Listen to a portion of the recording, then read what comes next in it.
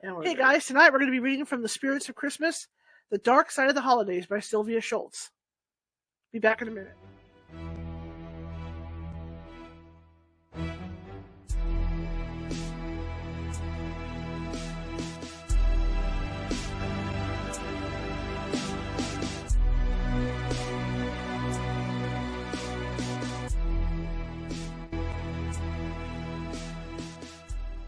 Grab your popcorn and snacks. Find a comfy spot, take a seat or lie down, and let me transport you to a place of fantasy, ghost stories, ancient legends, odd creatures, alien encounters, and other magical topics. You may even decide to join the conversation. From faraway lands to your own backyard, with a small dash of pixie dust, turn out the lights and open your minds. The journey is about to begin. Cut it off. I hate it.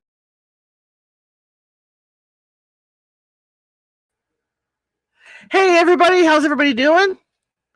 I hope you said fine. I'm doing much better. I'm not coughing as much. We'll see what happens during the show because what was it, the day before yesterday when I thought I wasn't coughing as much and I read, I was coughing all the way through the show. But it looks like I'm doing a lot better at this point. Finally, this thing's left my system. Had a horrible day with it yesterday and then woke up this morning feeling great. So hopefully everything goes well. Pretty soon I'll have these things off. No glasses anymore. I'll be really happy about that. Back to contacts, hopefully tomorrow or Sunday. I'm looking forward to that too. To get back into that flow. My name is Charlotte. I'm going to be your host for the next hour. I'm also the owner of the California Haunts Paranormal Investigation Team, based out of Sacramento, California. Let me get the chat room going here. We are 45 strong, up and down the state, which means we can get to you. It might take us a couple days, but we can get to you. And in the case, because California is this huge state. People don't realize how big we really are here. But in the case that we can't get to you right away, we will definitely have one of our psychics call you and speak with you. And if what's going on in your home or office is paranormal, they can calm it down a lot of, most of the time until we can get out there. So that's one of the pluses of having a great psychic team. Anyway, I'm going to be reading again tonight. And, it's like what happened was, when I got sick initially and this thing with the eyes happened, I don't see well with my glasses, so I don't like to... Hello, Michelle. So I don't like to write letters to potential guests because it'll have mistakes in it. There's just nothing I can do about it because it's just lots... And then trying to find files on the computer is a nightmare. So I kind of stopped. Plus, I was sick. I didn't, I just didn't have it in me to stay up late at night because usually I work nights doing this stuff. So, this is how we ended up doing doing a lot of book read like this and actually the best ofs, right? And then the shows with Nancy and stuff. However, I got 3 guests booked for next week, so we're looking good already, and I'm really excited about that. Really good guests too. I'll give you a little hint. I got somebody who is going to be talking about extraterrestrials. We're going to be talking about the opioid crisis. I've got a guest for that. Maybe Karen Clark will join us for that one. I don't know yet, but I do have a guest for that. And of course, we've got Nancy. So that leaves 2 spots to fill, and I should have those filled pretty quickly. So I'm looking forward to getting back into the show and get this thing rolling. It's kind of like when I went to Disneyland last year, if everybody remembers that.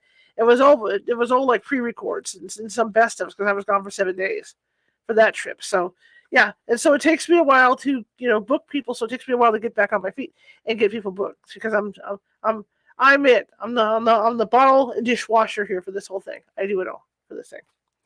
And back here, this will all be changed probably on Sunday. I hate doing it. I really love this backdrop. Out of all the backdrops I have in stock, and I have quite a few, this is my favorite. The only other favorite I have is the winter one with all the snow on the trees and everything that I have in the other room in the big studio. But this is my favorite. So, yeah. And of course, I love the California Haunts radio backdrop too. I mean, that's one of my personal favorites as well. But I really like this one. It feels all homey with Christmassy stuff. And I love Christmas. I love Disney. I love everything. Okay, so without further ado, we're going to read the Sylvia Shults book about spooky Christmas stories in there. And I don't know how close we are to the end. So when we hit the end of this, I do have another book in mind. And hopefully I can call it up on my tablet. It's a Gutenberg book, so that means it's completely... Thank you, Michelle. Thank you very much. I appreciate that. I love it too. I love it. In fact, I have a Christmas tree up all year round in my living room because my mother loved Christmas so much that we started leaving our tree up all year round. So I leave it up as a dedication to her. But anyway, so I don't know how much farther we have in the Sylvia Shults book, but once we're done, you got to give me a couple minutes. I have this other book planned, and actually, I want to ask you guys. Rudyard Kipling wrote some ghost stories, and would you like to hear true ghost stories, or would you rather hear what he wrote? Because his is kind of laced in fantasy ghost story kind of thing, So it might be more of a story instead of just reading such and such happened somewhere, kind of like what we're reading right now. So let me know in the chat room what you guys would prefer, and then I'll decide, which is which, because I have them both called up to go. Okay, so without further ado, let's get to like I think says in the front, put your slippers on, sit by the fire, grab some hot cocoa or whatever it is you drink, Starbucks, I don't know. But grab whatever it is you drink. Maybe you're having dinner or whatever, and put me on your TV and make me big. I did that to myself too. I have a 65-inch TV. I was looking at the reruns of my show, put myself on really big, and about died when I saw it. And I was like, nope, don't want to do that. So I do have friends and relatives that do watch me on their TV sets. I also have people that carry me around in their pockets when they're cleaning house. So there you have that. I'll check out the chat room. Hang on one second.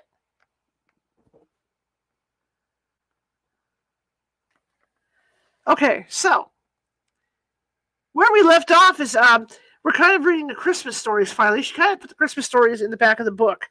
And I keep forgetting that because I wanted to read them. I wanted to save those for like Christmas Eve and stuff, to read over that week. And I forgot they were there. So, here we're a week after New Year's, and I'm reading these things. But it's still interesting to read them.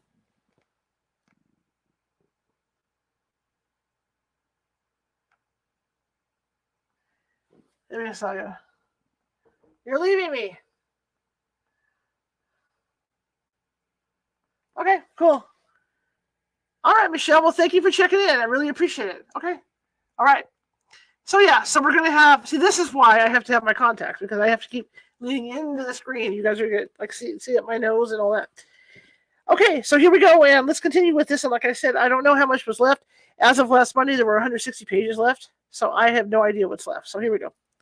And if I cough, I apologize. I don't suspect that I'm going to be coughing a lot during the show, because like I said, I'm 100% better than I was. You can pretty much tell when you're taking like over-the-counter stuff, and suddenly you only have to take one a day. You're kicking it. So here we go. And I had somebody email me the other day that they couldn't find the Sylvia Shults book at the library. That's this is one of these books that I don't think you would. You would have to go through Amazon to get it, or Sylvia's website to get this book. Okay, The Mutiny on the Junior. Many people live on Martha's Vineyard because of its beauty and history. Many more people visit the vineyard as tourists. Where'd it go? There it goes. Don't be weird. Don't be doing weird stuff. Okay. Because of its beauty and history, many more people visit the vineyard as tourists. And some of the year-round residents are, well, more permanent than most. They've been there all their lives and beyond. What time is it now? It's like a market. 6:38. Okay. The Victorian Inn on South Water Street caters to the vacationers that visit Martha's Vineyard. This description of the stately inn comes from Holly Nadler's wonderful book, Haunted Island. Quote, tall windows and white Corinthian columns face the narrow lane with a grace and purity typical of the grander homes, erected in the second half of the 19th century. The mansard roof, added in the 1980s, altered a steeply pitched attic space into a highly serviceable third floor. Inside the inn, the window lace is homey, and the antique furniture is handsome, yet reassuringly lived in. A 4-poster bed, cozy comforter, and a teddy bear adorn each bedroom. You feel you've entered an actual Victorian abode rather than the too glossy reproduction from a decorated sourcebook. Sounds like an appealing place indeed, and it is a ghost hunter's paradise. The owner, Kathy Appert, heard a woman's infectious laughter from behind a closed door the morning after she bought the inn. Visitors to the inn have had their own encounters with the resident spirits. The previous owners had trouble with a poltergeist, who would chuck furniture out into the hall during the night. One night, the prankster managed to wedge a large wicker chair into the small closet of an unoccupied room. It took 2 employees yanking it to work it loose the next morning and to extricate it from the closet. In another room, the poltergeist would scatter an assortment of old-fashioned hairpins, always on the same section of the carpet.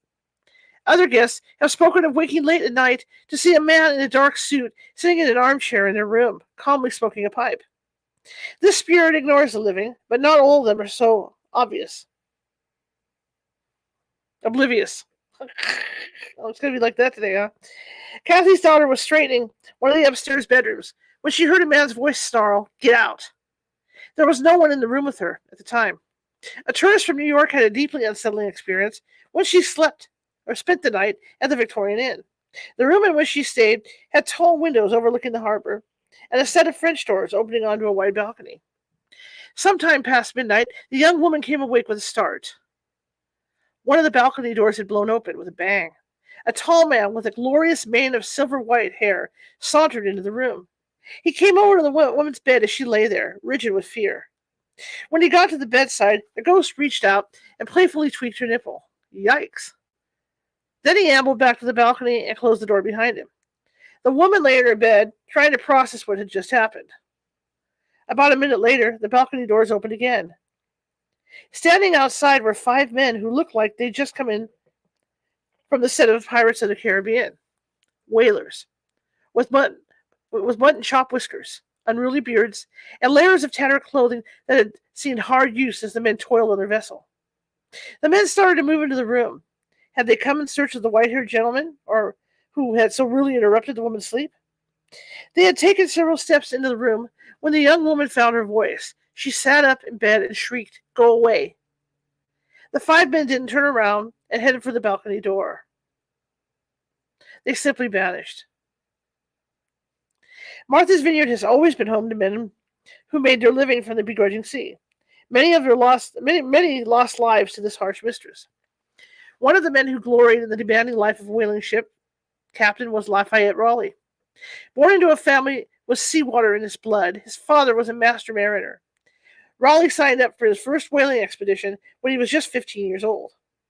Raleigh showed an aptitude for the technical side of life at sea, and due to his father's influence, he was trained in navigation at an age when other youngsters were serving simply as cabin boys. It was a stroke of luck, both that Raleigh had the innate talent to learn, and that there was a sailor on board with the foresight to teach him. On that first voyage, both the captain and the first mate died of scurvy. It fell to the teenage Raleigh to guide the ship and its crew safely back to port. For his cool head and natural talent, Raleigh was soon rewarded with the command of his own vessel. Raleigh would later serve as master mariner of the Orizimbo, the Neptune, the Citizen, and the Junior. It was the Junior that was the setting of a tragic event that may have left its mark on Raleigh, and subsequently on the home where he spent much of his life. In 1856, Captain Thomas Mellon recruited a fresh crew in New Bedford to bolster the Junior's numbers for a planned whaling voyage to the South Seas. Mellon's veteran crew were suspicious of the newcomers right from the jump. The new recruits were unfriendly and even downright surly. Even worse, they seemed to deliberately undermine the captain's authority and the ship's morale. When stationed in the crow's nest, for example, they would forget to announce a whale sighting. Not an ideal habit for the crew of a whaling ship. On December 25th, 1856, 156 days into the voyage, the Junior was under sail several miles off the coast of New Zealand. The crew Mellon had picked up in New Bedford chose their moment to act. Brandishing pistols they'd hidden in their duffel bags. They burst into Captain Mellon's cabin and shot him dead. Then they murdered the first mate in his cabin. Nice. The ill-fated ship eventually found its way back to New England. It was cleaned up, and Lafayette Raleigh was chosen to be its new captain in 1857. The same year, he built his future family's home, the home that would later become the Victorian Inn. Was there psychic residue hanging around the Junior from the evil deeds of Christmas Day, 1856? Did it follow Raleigh to his new home? The 5 bedraggled spirits who sauntered into the young woman's bedroom may have been fugitive ghosts from the Junior. Either its original crew searching for their unlucky captain and first mate, or the murdering mutineers on the prowl for the same men. Man overboard. All right. Arndt Nicolaisen, Nicolaisen, Nicolaisen, leaned against the rail of the deck of the Ho Silver Spray. The Norwegian sailor was homesick. It was Christmas Eve, 1955, but instead of being home with his family, he was spending the holiday working in the Gulf of Mexico, many hundreds of miles from home. But that, at times, was the life of a sailor. Arnie sighed and took one last look at the moon. Arnie sighed and took one last look at the moon, which lit the waves with a soft silver glow. At least he could imagine that perhaps his family, gathered for their Christmas Eve celebration, might be gazing up at the same silver moon and thinking of him. His eyes still on the moon, Arnie reached for the deck rail, but he had misjudged the distance in the moonlight. Grabbing frantically at the air, Arnie felt himself falling. He hit the water with a splash and kicked to the surface in a panic. "Help! Help!" he yelled, hoping that against all odds, one of his shipmates would hear his voice above the noise of the ship's engines. But the Ho Silver Spray steamed away into the darkness without him. Arnie beat the water in front of him in frustration, terror, sending splashes of drops into the night air. Arnie looked around, treading water. He was sure there was no more terrifying place to be than in the middle of the dark sea, in the middle of the night. Arnie knew he was miles from land. The Gulf of Mexico was about 600,000 square miles of dark water, 1,000 miles across at its broadest point. If he struck out swimming in the wrong direction, he was sure to die of exhaustion long before he reached any shore.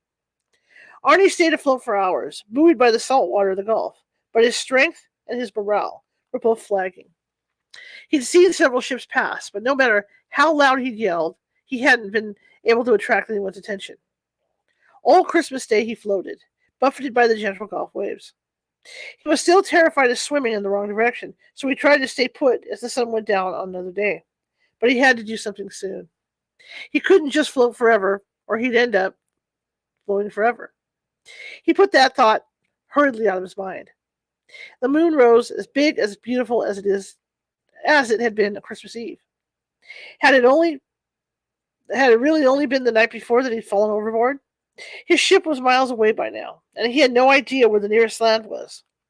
It seemed impossible that he could die here, in the welcoming, warm Gulf waters on Christmas Day. Arnie shook his head, blinking salt water out of his eyes. There were two men, shipmates of his, and they were walking toward him across the water on a silvery path of moonlight. Arnie seemed to hear ghostly voices coming to him across the water. "If you swim toward the moon," the voices said, "you'll reach safety." Summoning the last of his strength, Arnie kicked out and started swimming in the direction of the moon. He swam as hard as he could, lifting his head every so often to keep the glowing moon in his sights. A few hours later, when Arnie looked around for the moon, he also saw the lights of a tanker ahead of him. In the gray light of the coming dawn, he could just make out the British flag that snapped in the Gulf breeze. He yelled and waved, frantic to get the tanker's attention. Several minutes later, Arnie was being pulled aboard the British surveyor. Follow the path of the moon. His ghostly guides had been right. The Old Man in the Theater. On Christmas night, 1933, Mr. Louis Ames, a fireman working the night shift at the brand new Streatham Astoria Theatre in London, was patrolling the empty building. What follows is his account of what he saw that night. Quote, "I was making my rounds through the darkened theater shortly after midnight, and as I entered the tea lounge, I saw a figure advancing towards me. Thinking it must be a burglar, I turned my flashlight full on him and saw the figure of an old man, dressed in a long white gown with a hood over his head, gliding across the floor, his arms held stiffly at his side. I caught a glimpse of a wizened, wrinkled face and short beard. Then he turned away from me and moved towards the stairs leading down to the vestibule. As Ames followed, the spirit floated down to the theater, flinging the heavy theater doors open as it went. The ghost glided down the center aisle and across the orchestra pit. It came to a stop behind the footlights in front of the stage curtain. The ghost turned to face Ames, lifted its hand, and cried out in a weird, gravelly voice, 'I won't sell, I won't sell, I won't sell.' Then it vanished. Of course, no one believed Ames' fantastic story, but then evidence came to light that did much to explain the strange encounter. 4 years before, in 1929, there wasn't a theater on the site. there was a house, a lovely, comfortable house occupied by Mr. James. Mr. James and his wife were under constant pressure from developers to sell their pleasant little house. Mr. James didn't want to leave his home, but the developers eventually wore him down. Mr. and Mrs. James sold their house, which was promptly demolished to make room for the planned theater.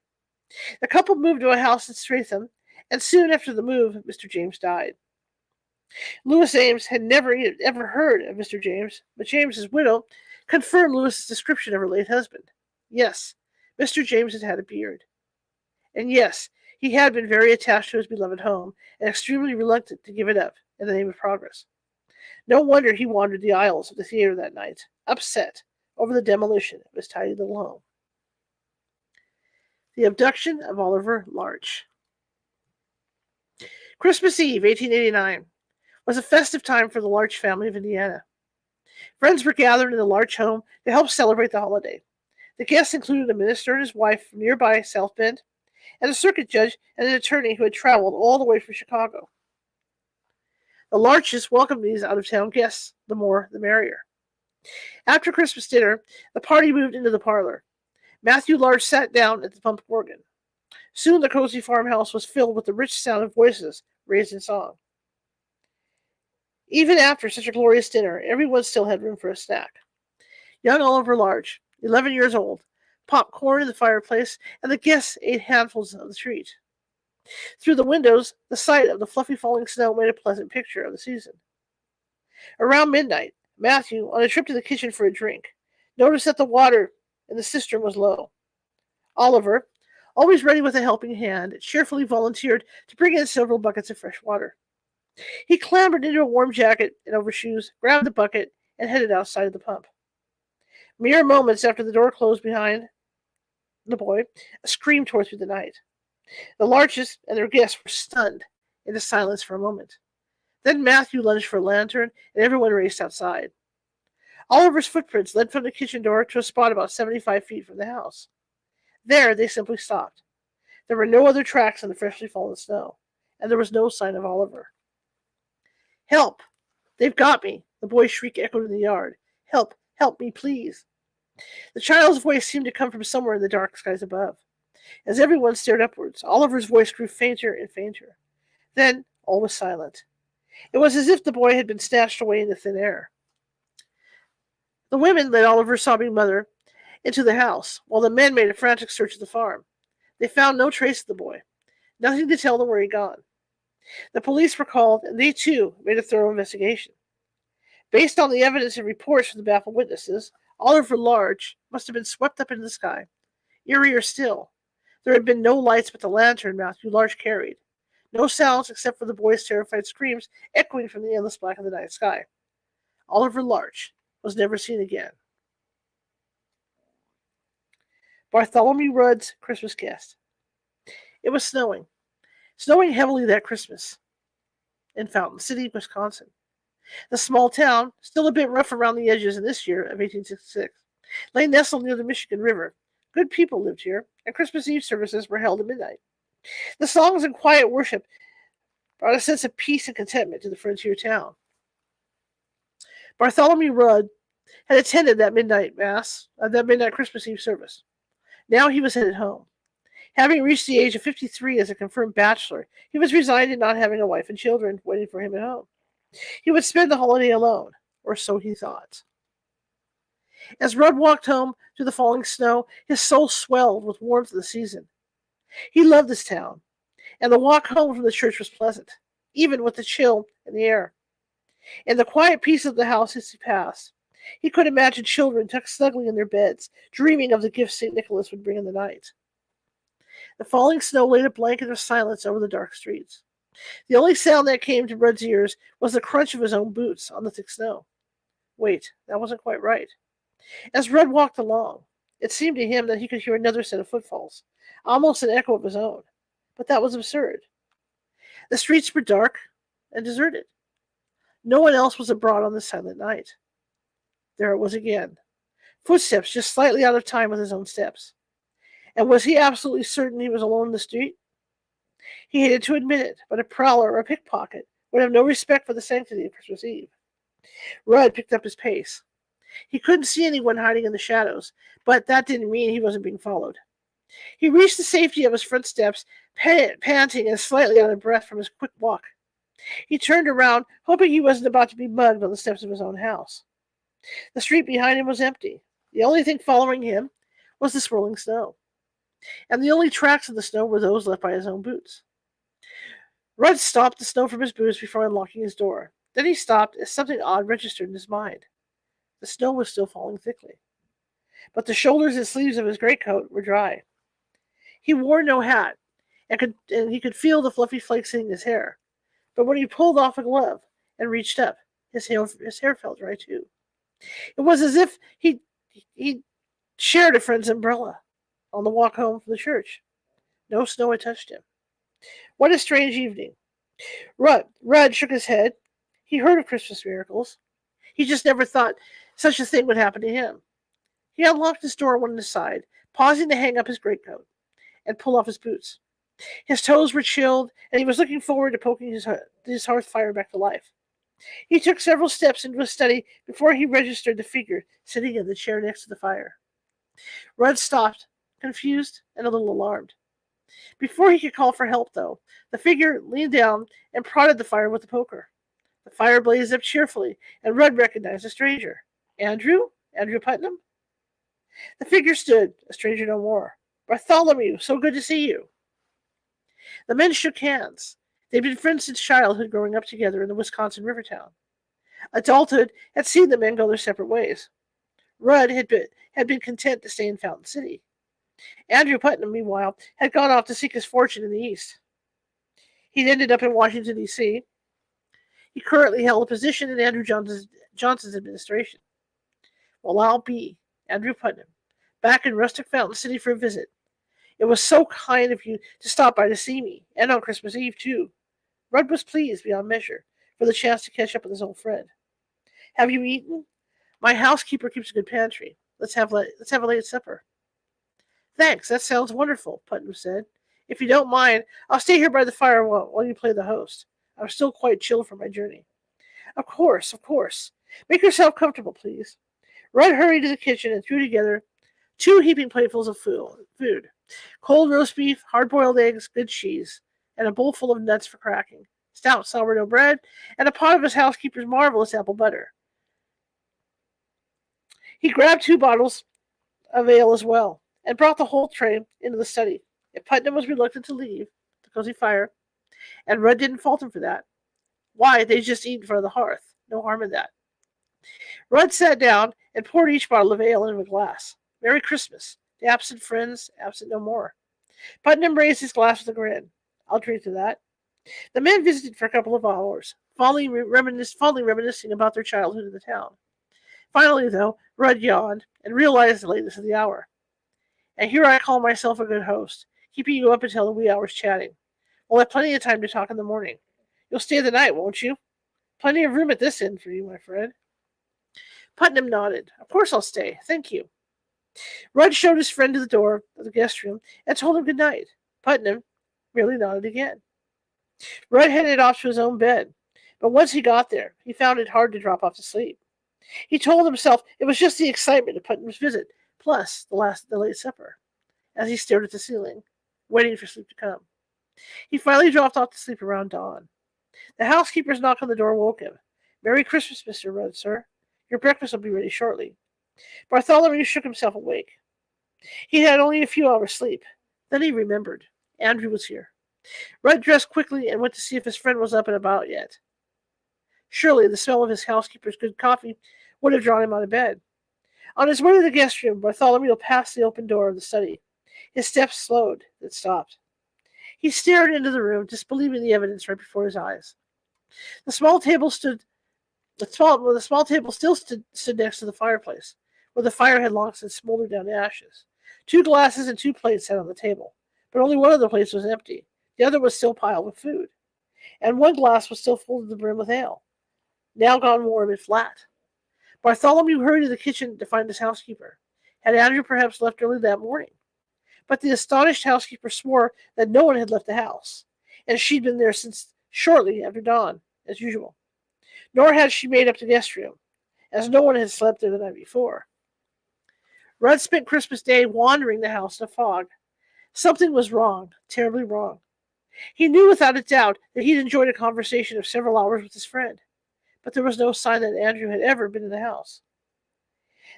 The two disparate facts nagged at him. An itch deep in his mind that could not be scratched. That night, Bartholomew fell asleep in the chair in front of the study fireplace. The other chair sat empty, almost mocking him. A knock on the door woke him the next morning. Rudd sat up, rubbing sleep from his eyes and stretching to relieve the kink in his neck and back from spending the night in the chair. His housekeeper met him before he got halfway down the stairs. She handed him the telegram, which was postmarked Washington, D.C. Quote, Sir, the family of Andrew H. Putnam wishes to inform you of his death on the 1st day of December, 1866. We know you join us in mourning his passing. End quote. Stunned, Bartholomew read the two stark sentences over and over. The puzzle was finally solved. The crunch of footsteps accompanying him in the snow, the uneaten meal, the full glass of ale, the empty bed. Bartholomew Rudd had spent Christmas Eve visiting with a dead man. Sir Hughes's Goblet. Hatherton Hall stands in Staffordshire, England, home to the lords of Hatherton since the time of the Crusades. This story, though, is of a more recent vintage. The Lord Hatherton, who held that title toward the end of the 19th century, was famed for the quality of his cellars. One Christmas Eve, he hosted a party for some of his friends while their wives attended a party of their own. After dinner, Lord Hatherton and his friends went to his study for port and cigars. All of the men were getting companionably sloshed. When one of the guests picked something up from Lord Hatherton's desk, he put it down again rather hastily. It was a human skull, lined with silver. Lord Hatherton picked it up with a grin. The skull, he said, had belonged in life to an ancestor of his, Sir Hugh Hatherton. Some time after the gentleman's death, his tomb in a private chapel had been disturbed. His skull has found its way to the hands of one of his descendants, who thought it was amusing to line it with silver and use it as a goblet. The skull goblet got mixed reactions from the guests. Some of them were chilled but strangely fascinated by the grisly relic. Others were completely appalled and wanted nothing to do with drinking from it. Just then, with a wicked knowing grin, the current Lord Hatherton called for some brandy. All the guests knew of the quality of Lord Hatherton's liquor collection. It was the offer of fine brandy that broke the ice. His guests soon forgot their disgust, as Sir Hugh's skull was filled to the brim and passed around the room. The guests even toasted Sir Hugh with his own skull, inviting him to come spend Christmas Eve with the partiers. Lord Hatherton, the tipsiest of them all, even swore that if Sir Hugh did show, he'd give him back his skull. At the stroke of midnight, someone set the skull back on the desk, and then every man in the room heard footsteps in the hall outside the study. These were not the footsteps of their wives, light from an evening of dancing at the ball. These were the heavy footsteps of a man, a large man. A noise came from the desk, and everyone turned to look. The skull rolled slowly to the edge of the desk, then fell to the floor and rolled underneath it. This was creepy enough, but then the door of the study slammed open. A bone-chilling blast of air swept the room, and there in the doorway stood a headless knight in full armor. Every man in the room froze. The knight gave a sarcastic, exaggerated bow, turned, and walked with dignity down the hallway. When the wives returned a little while later, their husbands were all stone-cold sober. Most of them insisted on leaving a light on when they retired for the night. The next morning, the skull had vanished from under the desk. The silver plate lining was found on the lawn outside the study window. The skull itself was never seen again. Blood Brothers. This tale comes from the brooding mountains and dark hollows of Appalachia. A young man from West Virginia was engaged to be married to a beautiful girl, but the dark clouds of World War I loomed on the horizon, far across the ocean from his mountain home. The young man was called up sooner than he had expected, and he was shipped off to Germany before he could marry his sweetheart. After he'd gone, the man's older brother came a-courting. He convinced the girl that the soldier had never really loved her. Why, if he had, he wouldn't have left her all alone, now would he? Soon, he talked the girl into marrying him instead. On Christmas Eve, The soldier returned home unexpectedly. He went straight to the house where his brother lived with his wife, the wife that should have been his. The soldier knocked on the door, and the brother let him in. The brother was on edge during their whole conversation, as his wife was just upstairs. In an initiated whisper, he told the soldier that yes, he had married the girl, simply for her money and for her family's position in society. He warned his younger brother in a low but urgent tone that if he interfered with the marriage in any way, he would kill him dead.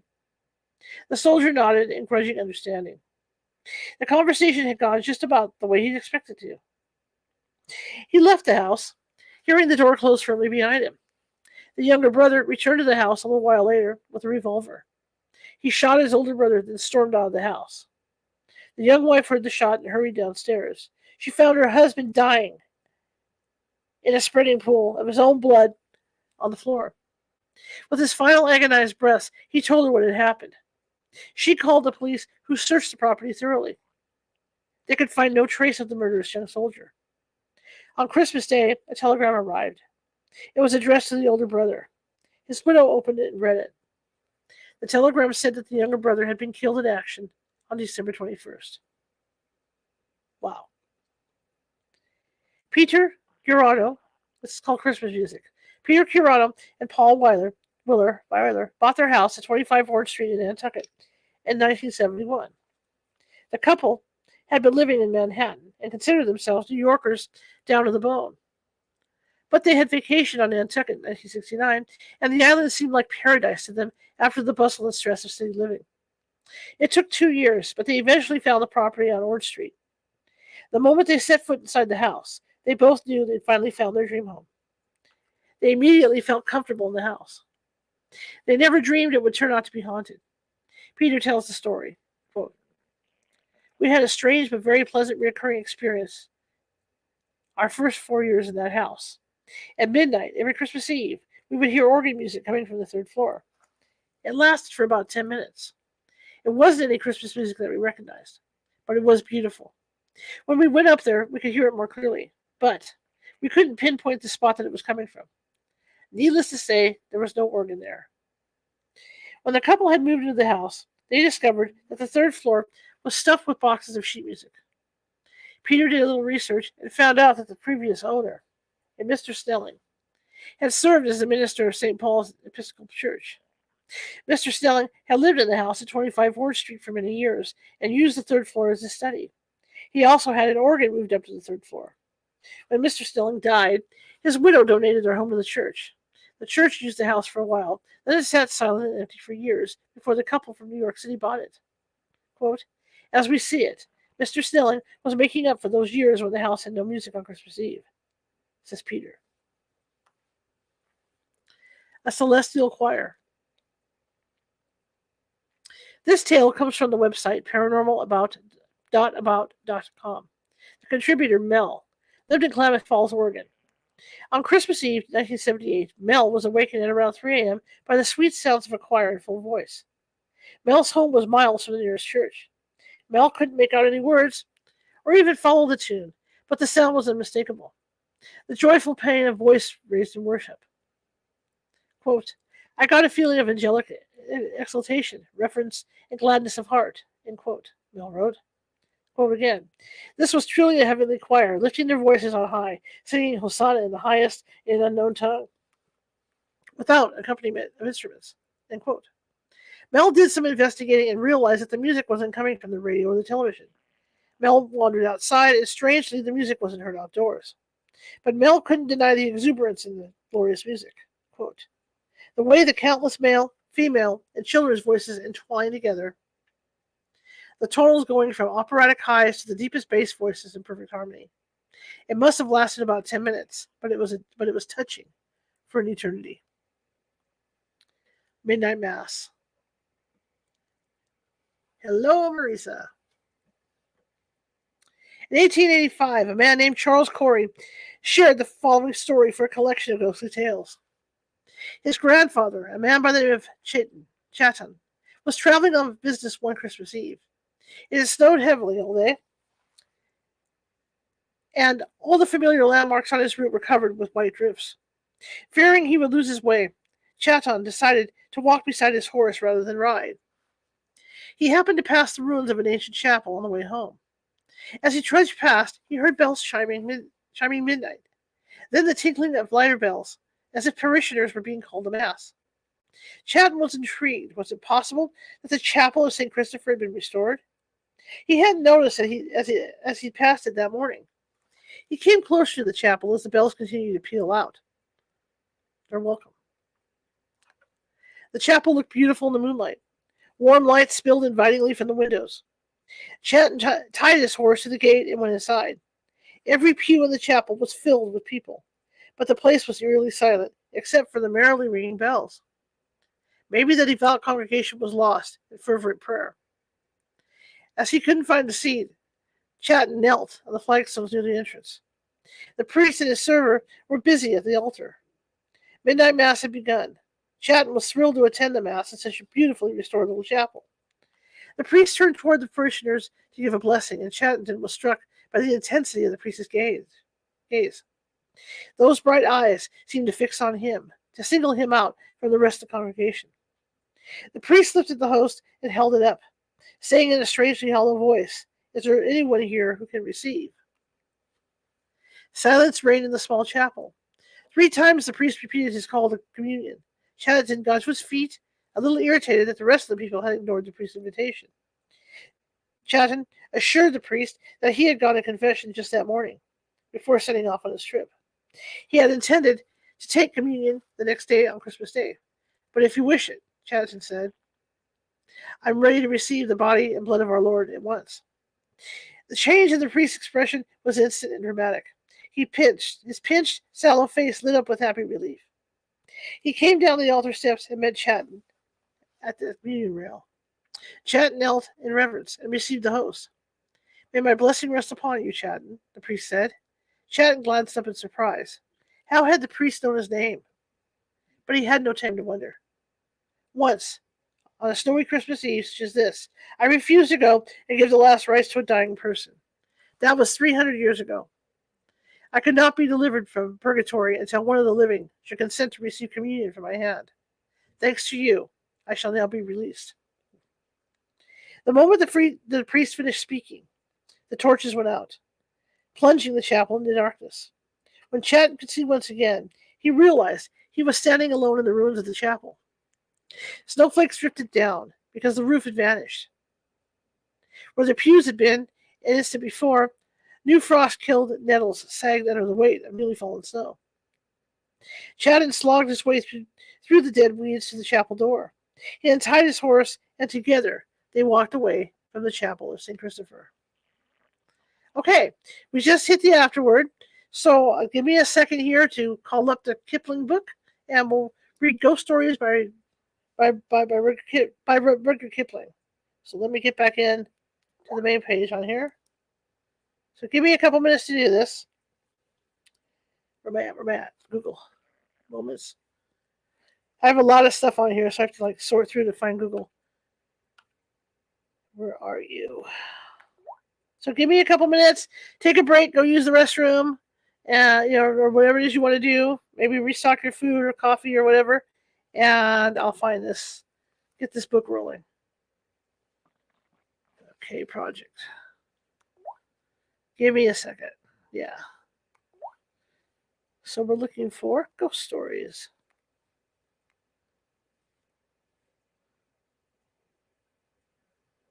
Don't do that. Stop that. Project Gutenberg. I'm just going to go in that way. I don't care.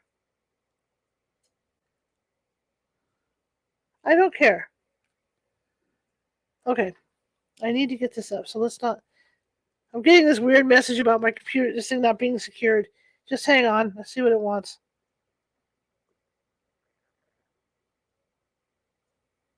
Security certificate. Proceed. Okay, let's just go with it.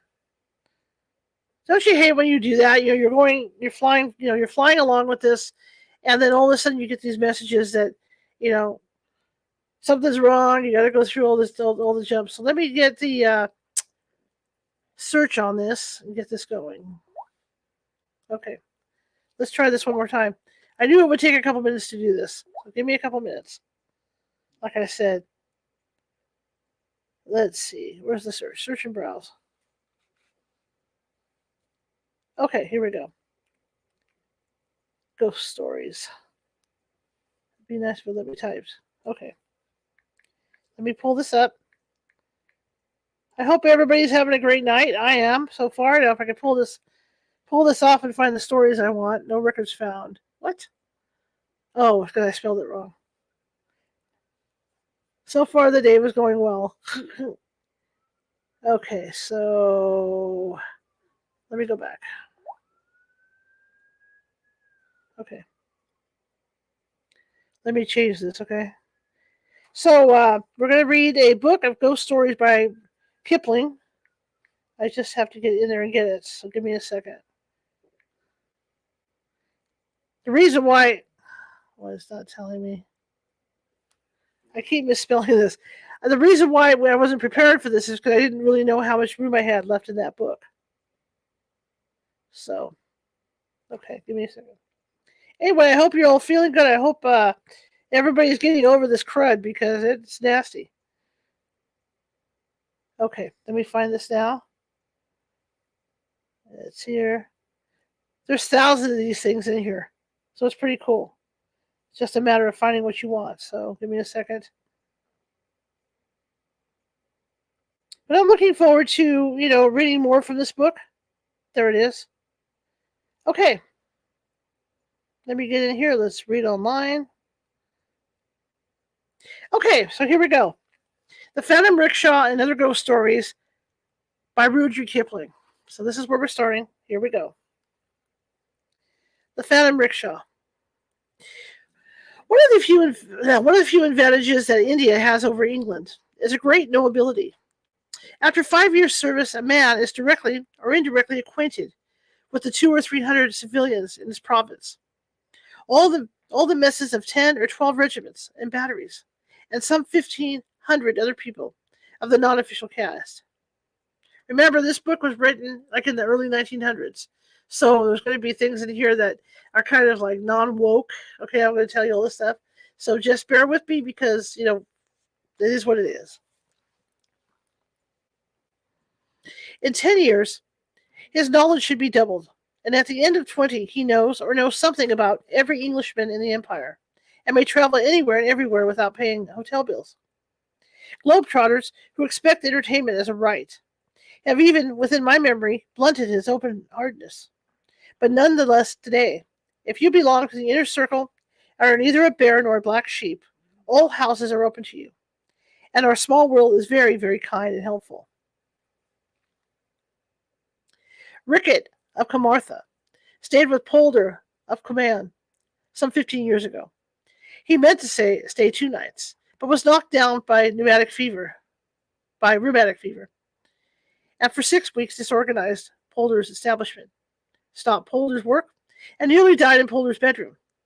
Polder behaves as though he had been placed under eternal obligation by Rickett, and yearly sends the little Ricketts a box of presents and toys. It is the same everywhere.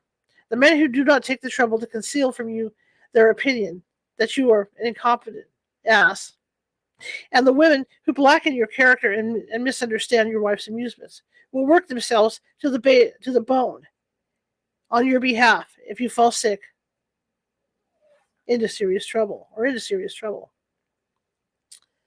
Heatherley, the doctor, kept, in addition to his regular practice, a hospital on his private account, an arrangement of loose boxes for incurables, his friend called it, but it was really a sort of fitting up shed for craft that had been damaged by stress and weather.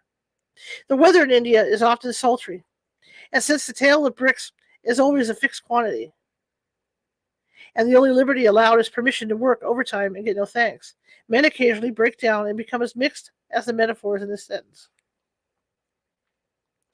Heatherley is the dearest doctor that ever was, and his invariable prescription to all his patients is, lie low, go slow, and keep cool. He says that more men are killed by overwork than the importance of this world justifies. He maintains that overworked slew pansy who died under his hands about 3 years ago. He has, of course, the right to speak as an authority. And he laughs at my theory that there was a crack in Pansy's head and a little bit of the dark world came through and pressed him to death. Pansy went off the handle, says Henry. After the stimulus of long leave at home, he may or may not have behaved like a blackguard to Mrs. Keith Wessington. My notion is that the work of the Katabundi settlement ran him off his legs, and that he took to brooding and making much of an ordinary P&L flirtation. He certainly was engaged to Miss Mannering, and she certainly broke off the engagement. Then he took a feverish chill, and all that nonsense about ghosts developed.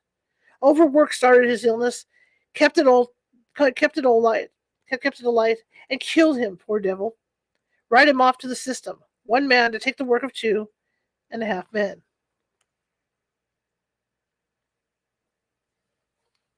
I did not believe this. I used to sit up with Pansy sometimes when Heatherly was called out to patients, and I happened to be within claim. The man would make me most unhappy by describing in a low, even voice the procession that was always passing at the bottom of his bed. He had a sick man's command of language.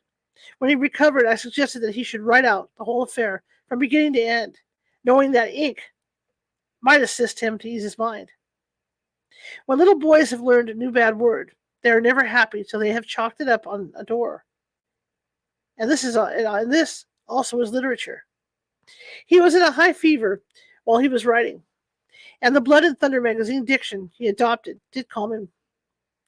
2 months afterward, he was reported fit for duty, but in spite of the fact that he was urgently needed to help an undermanned commission stagger through a deficit, he preferred to die, vowing at the last that he was hag-ridden.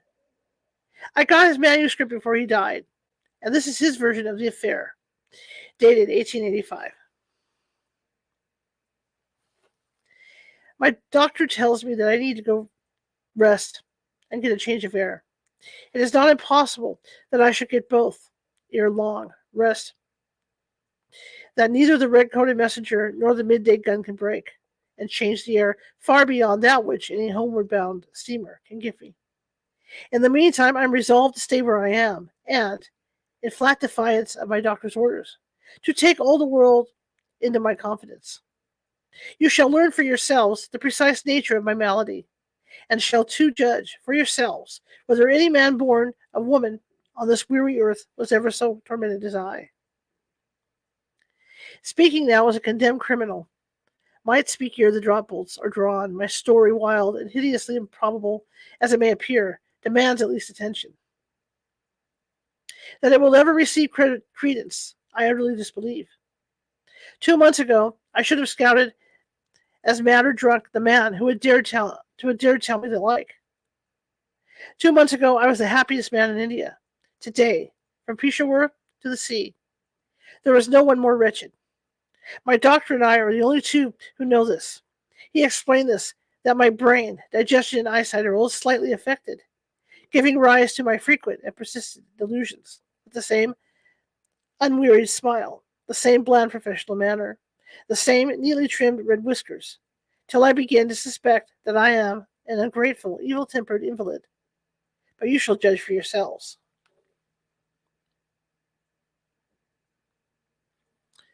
"3 years ago, it was my fortune, my great misfortune, to sail from Gravesend to Bombay on return from long leave, with one Agnes Keith Wessington, wife of an officer on the Bombay side.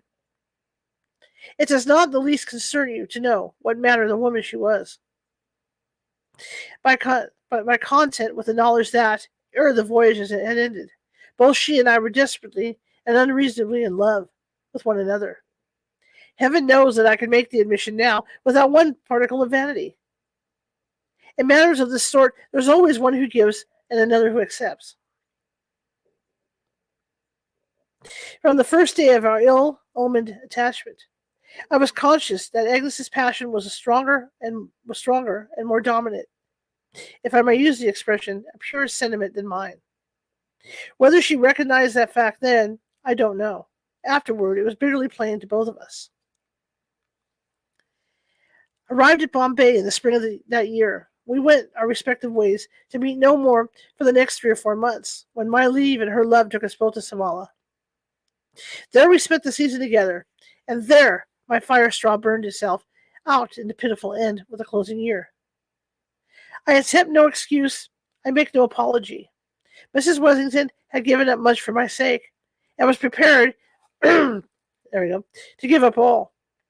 From my own lips, in August 1882, she learned that I was sick of her presence, tired of her company, and weary of the sound of her voice. 99 women out of 100 would have wearied of me as I wearied of them. 75 of that number would have promptly avenged themselves by active and obtrusive flirtation with other men. Mrs. Wessington was the 100th. On her, neither my openly expressed aversion nor the cunning brutalities of which I garnished our interviews had the least effect. Sorry. Old-timey writing, guys. Jack, darling, was her one eternal cuckoo cry.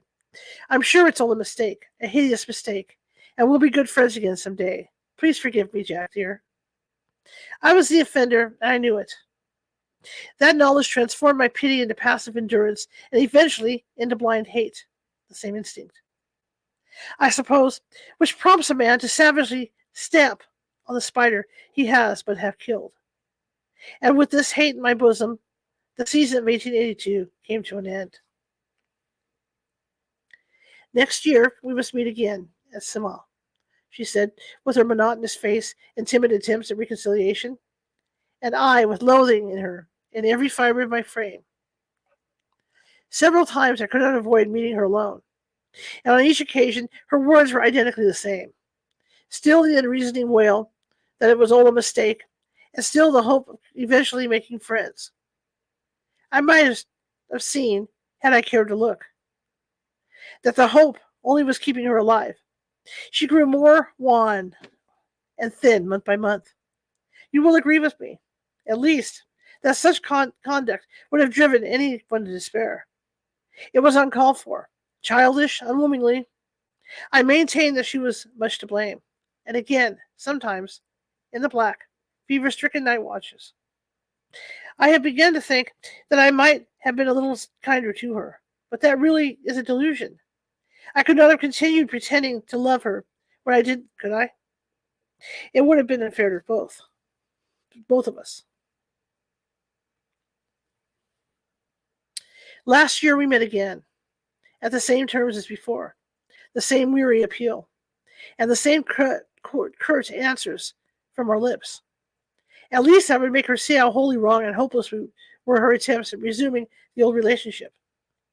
As the season wore on, we fell apart. That is to say, she found it difficult to meet me, for I had other, more absorbing interests to attend to. When I think it over quietly in my sick room, the season of 1884 seems a confused nightmare, wherein light and shade were fantastically intermingled. My courtship of little Kitty Mannering, my hopes, doubts, and fears, our long rides together, my trembling avowal of attachment. Her reply by now and again, a vision of a white face flitting by in the rickshaw, with the black and white liveries I once watched for so earnestly, the wave of Mrs. Wessington's gloved hand, and, when she met me alone, which was but seldom, the irksome monotony of her appeal. I loved Kitty Mannering, honestly, heartily loved her, and with my love for her grew my hatred for Agnes. In August, Kitty and I were engaged. The next day I met those accursed magpie jhampanies. I'm sorry we're going to say it. Okay, I'm just saying, don't get all wokey on me. I can't help it. At the back of Jekyll, and moved by some passing sentiment of pity, stopped to tell Mrs. Wessington everything. She knew it already. So, I hear you're engaged, Jack, dear. Then, without a moment's pause, I'm sure it's all a mistake, a hideous mistake. We shall be good friends some day, Jack, as we ever were. My answer might have made even a man wince. It cut the dying woman before me like a blow of a whip. Please forgive me, Jack. I didn't mean to make you angry, but true is true. And Mrs. Wessington broke down completely.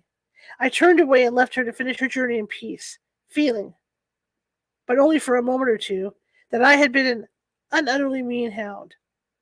I looked back and saw that she had turned her rickshaw with the idea, I suppose, of overtaking me.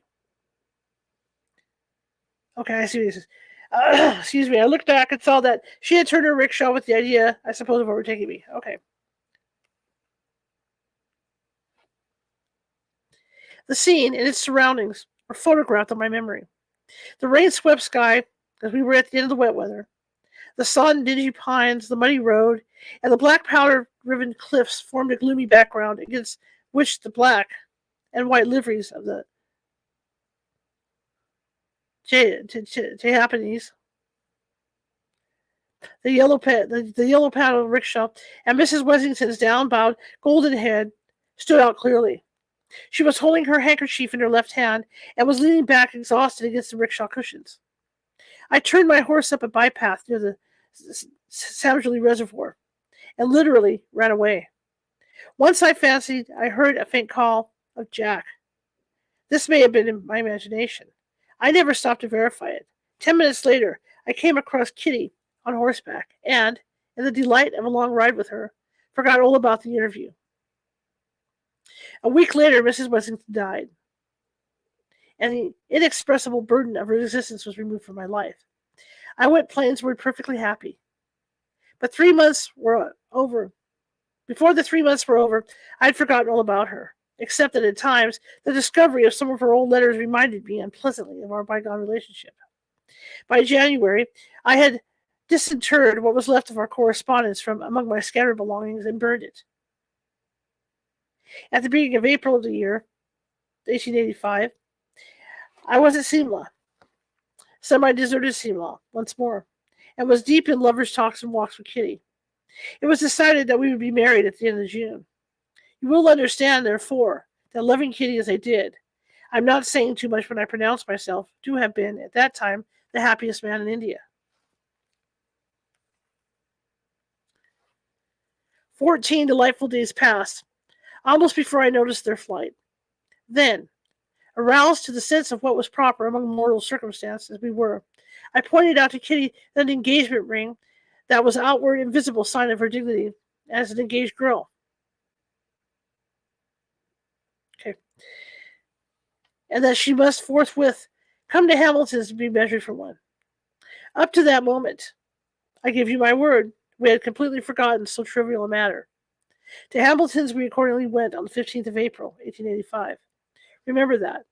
Whatever my doctor may say to the contrary, I was then in perfect health, enjoying a well-balanced mind and an absolute tranquil spirit. Kitty and I entered Hamilton's shop together. And there, regardless of the order of affairs, I measured Kitty for the ring in the presence of the amused assistant. The ring was a sapphire with 2 diamonds. We then rode down the slope that leads to the Combermere Bridge and Peliti's shop. While my whaler, was cautiously feeling his way over the loose shale, and Kitty was laughing and chattering at my side, while old Simla, this is to say much of it had then come from the plains, was grouped round the reading room and Petit's veranda. I was aware that someone, apparently at a vast distance, was calling me by my Christian name. It struck me that I had heard the voice before, but when and where I could not determine. In the short space it took to cover the road between the path from Hamilton's shop and the first plank of the Combermere Bridge, I had thought over half a dozen people who might have committed such a thing, and had eventually decided that it must have been singing in my ears. Immediately, opposite Peliti's shop, my eye was arrested by the sight of 4 Japanese in magpie livery, pulling a yellow-paddled, cheap, bizarre rickshaw. To a moment, my mind flew back to the previous season and Mrs. Wessington with a sense of irritation and disgust. Was it not enough that the woman was dead and done with, without her black and white servitors reappearing to spoil the day's happiness? Whoever employed them now, I thought I would call upon and ask for a personal favor to change the livery. I would hire them in myself, and, if necessary, by their coats from off their backs. It is impossible to say here what a flood of undesirable memories their presence evoked. Kitty, I cried. Where are poor Mrs. Wellington's people turned up again? Oh, there are poor Mrs. Wellington's Japanese turned up. I think it's, Japanese. I'm just saying, I don't want to insult anybody. Turned up again. I wonder who has them now. Kitty had known Mrs. Wellington slightly last season, and had always been interested in the sickly woman. What? Where? She asked. I can't see them anywhere. Even as she spoke, her horse, swerving from a lame mule, threw himself directly in front of the advancing rickshaw. I had scarcely time to utter a word of warning when, to my unutterable horror, horse and rider passed through men and carriage as if they had been in the air. What's the matter? Cried Kitty. What made you call out so foolishly, Jack? If I am engaged, I don't want all creation to know about it. There was lots of space between the mule and the veranda, and, if you think, I can't ride there. Whereupon wilful Kitty set off, her dainty little head in the air, at a head gallop in the direction of the bandstand, fully expecting, as she herself afterward told me, that I should follow her. What was the matter? Nothing indeed. Either I was mad or drunk, or the Cimbala was haunted with devils. I reined in my impatient cob and turned round. The rickshaw had turned too, and now stood immediately facing me near the left railing of the Combermere Bridge. Jack, darling. There was no mistake about the words this time. They rang through my brain as if they had been shouted in my ear. It's some hideous mistake, I'm sure. Please forgive me, Jack, and let's be friends again. The rickshaw hood had fallen back and inside, as I hoped and prayed daily for the death I dread by night, sat Mrs. Keith Wellington, handkerchief in hand and gold head bowed on her breast.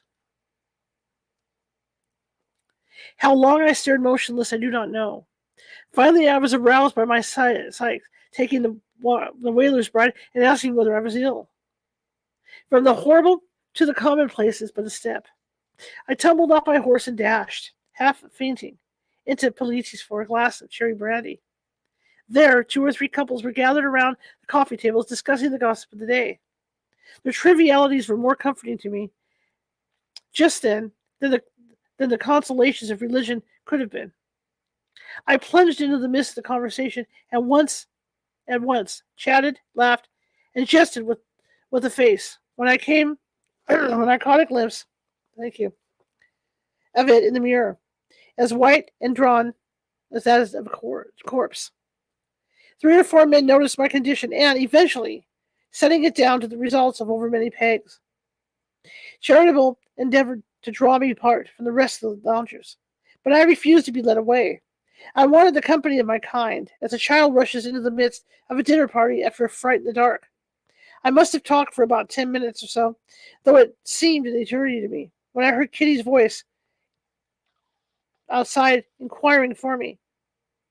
In another minute, she had entered the shop, prepared to roundly upbraid me for failing so slightly in my duties. Something in my face stopped her. All right, we're going to stop there till Sunday, and we'll be continuing with this Kipling book, Ghost Stories. Ghost Stories by Mr. Kipling. Okay, let me mark my page here because let's do this right here. Okay, we got that. And okay, so I'm going to leave that down there. I want to thank everybody for hanging out and listening today.